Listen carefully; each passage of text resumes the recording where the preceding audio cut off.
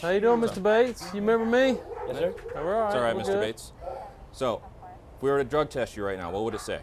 It hasn't been long since parole and probation officers saw this man. He admitted to smoking meth 2 days ago. The same offense they arrested him for the week prior. 53-year-old Jeffrey Bates convicted 13 years ago for lewdness with a child under the age of 14.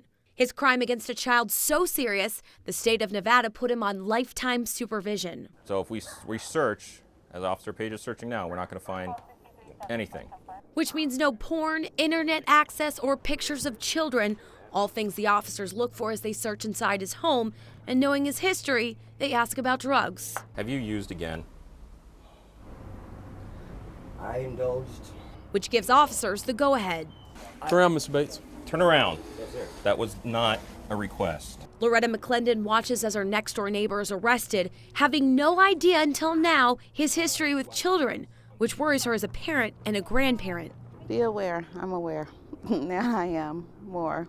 The Division of Parole and Probation keeps tabs on more than just Bates, but nearly 1,000 of the 6,000 sex offenders in southern Nevada. Officers Ryan Page and Michael Van Dyke take us for a ride.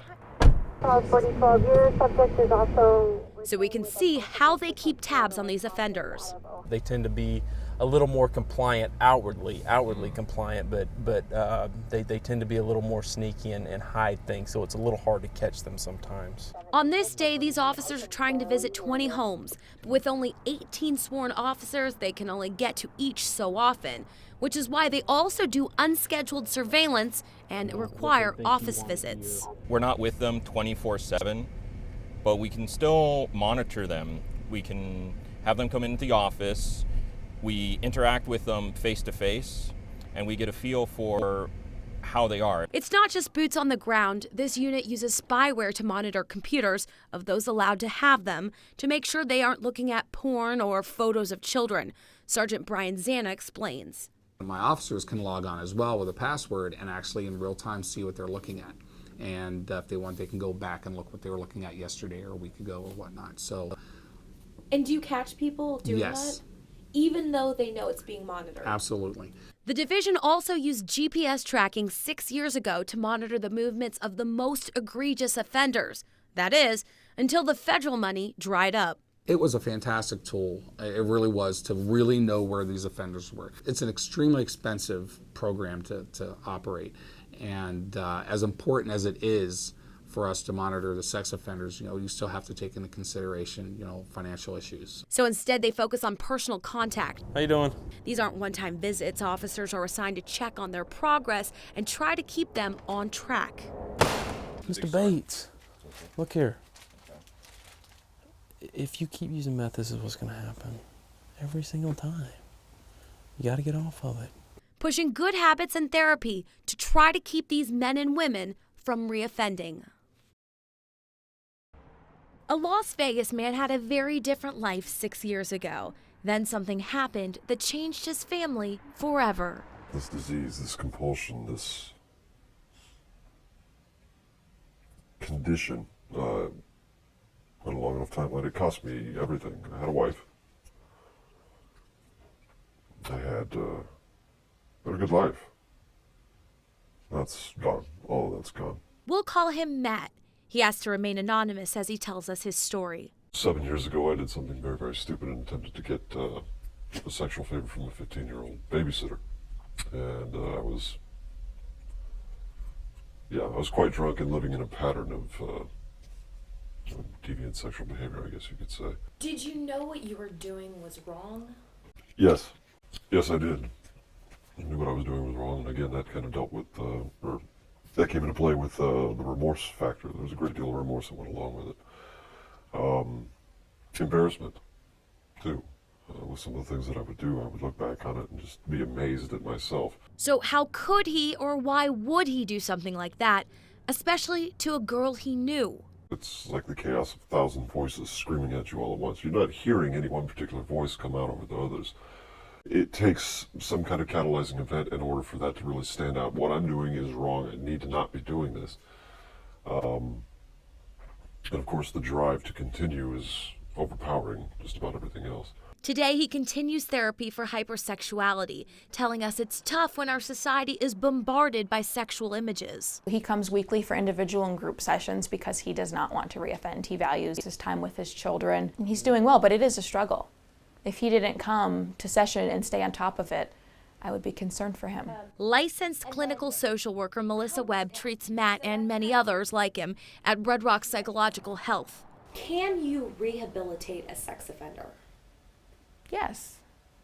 Yeah, people make really poor choices all the time.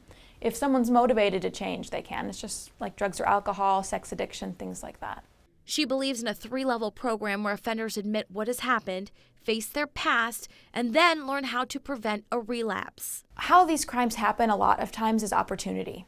So people leaving their children with people they don't know well, people that they've met 1 or 2 times, having men move in right away after dating them. Something similar happened with an offender we met at the Parole and Probation Office. Let's call him Joe. Don't leave your children with just anybody. This convicted criminal was caught abusing his own daughter around age 6. And 10 years later, he also served time for abusing his friend's little girl. I mean, it was my own daughter, and it was my best friend. It was like family. They trusted me, and I took advantage of that trust. So why did you do it? Mine was loneliness and depression. He, like many on the sex offender registry, was abused himself. Other dangers include financial stress, mental health, anxiety, and of course, sexual images. But perhaps one of the biggest dangers is being around children and teens, which is why the law restricts offenders from being in places with a lot of kids. Do you think that you can be rehabilitated? Yes. But also, I believe it could happen again. Perhaps you remember this little boy, a 6-year-old abducted and decapitated in Florida, 1981. A quarter of a century later, police point the finger at this convicted pedophile. Otis Toole was the abductor and murderer of Adam Walsh. And the federal government passed new laws in the boy's name. States like Nevada have since complied with the Adam Walsh Act by re-tiering sex offenders based strictly on their offense, instead of a scoring system that's more subjective. Let's say you were a person who was a 17-year-old that had sexual relations with your 15-year-old girlfriend 30 years ago. You will be treated the same as if though you were someone that went and kidnapped a child and took him or her out in the desert and sexually assaulted him. The laws don't make any sense. Robert Draskovich is a criminal defense attorney who disagrees with the statutes passed unanimously by Nevada legislators in 2007. He thinks it was about money. The state of Nevada moved because they wanted to get federal dollars that would be tied into conforming our statutes with the federal statutes. Legal challenges have put the state laws on hold. Until now, we expect new tiering to begin soon, probably within 6 months, which means more names will be added to the sex offender registry. Parole and Probation Sergeant Brian Zana explains. The amount of Tier 3s is going to basically quadruple. So whatever we have now, multiply by 4, and that's what we're dealing with. Tier 3 offenders have restrictions about how close they can live to parks, schools, bus stops, etc.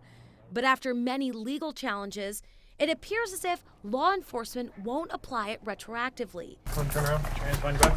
Meaning if a Tier 1 becomes a Tier 3 when the new laws are applied, they will not have to relocate. We want to make sure that the public is safe, but we also want to make sure that we're being fair towards the sex offenders. Yes, they're sex offenders, but they're still citizens of the state of Nevada. This isn't the only sex offender law clogging up the courts. There's also the question of lifetime supervision, which went into effect in 1995. It's also a violation of the double jeopardy clause of both the Nevada and United States Constitution. Lifetime supervision is a punishment. It was designed for people like this man, Jeffrey Bates. He's high for meth again, and he's got a cell phone I didn't know about. It's extra supervision for those who violated one of the 25 most egregious sex offenses. But here's what frustrates enforcers. If they arrest these men and women on a supervision technicality, Turn around, Mr. Bates. Turn around. They often get out within 48 hours. To hold them, the district attorney's office would have to file a new charge, creating another burden on an already overworked system. And even if they file, punishment can take a year. Time offenders use to remain on the streets, knowing they tricked the system.